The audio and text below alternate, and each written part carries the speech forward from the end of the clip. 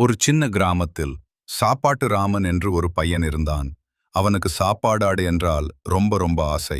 எந்த வீடிலாவது சாப்பாடு இருந்தாலும் போதும். யாரும் கூப்பிடாதாலும் அவன் உள்ளே போயிட்டு எல்லா சாப்பாட்டையும் காலி பண்ணிடுவான்.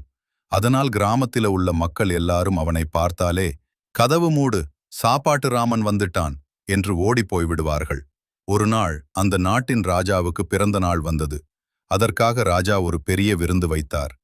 இதுதான் என் வாழ்க்கையின் பெரிய வாய்ப்பு என்று அரண்மனைக்கு ஓடினான். அங்கே 1000 வகை சாப்பாடு, லட்டு, ஜிலேபி, பிரியாணி, பலகாரம். ராஜா வருவதற்குள் அவன் சாப்பிட ஆரம்பித்தான். சாப்பிட்டு இறுதியில் பாதி விருந்து சாப்பாட்டு ராமன் ஒருத்தன்தான் சாப்பிட்டுட்டான். அந்த நேரத்தில் ராஜா அரண்மனைக்கு வந்தார். விருந்து பாதி காலியாயிருந்ததை பார்த்து, இதை யார் சாப்பிட்டது என்று கோபமாக கேட்டார். அதற்கு சாப்பாட்டு ராமன் மெதுவாக கை தூக்கி, மன்னா, நீங்க சொன்னீங்க இல்லையா, இந்த ஊர்ல இருக்கிற எல்லாரும் சாப்பிடணும் என்று. அதனாலதான் நான் எல்லாருக்காக சாப்பிட்டேன் என்றான். அதை கேட்ட ராஜாவுக்கும் சிரிப்பு வந்தது. ஆனா அவர் சொன்னார், சாப்பிடுவது தவறு இல்லை, ஆனால் மற்றவர்களுக்கும் விட்டுக் கொடுப்பதுதான் நல்ல மனிதன். அந்த நாளிலிருந்து சாப்பாட்டு ராமன் பகிர்ந்து சாப்பிட கற்றுக்கொண்டான்.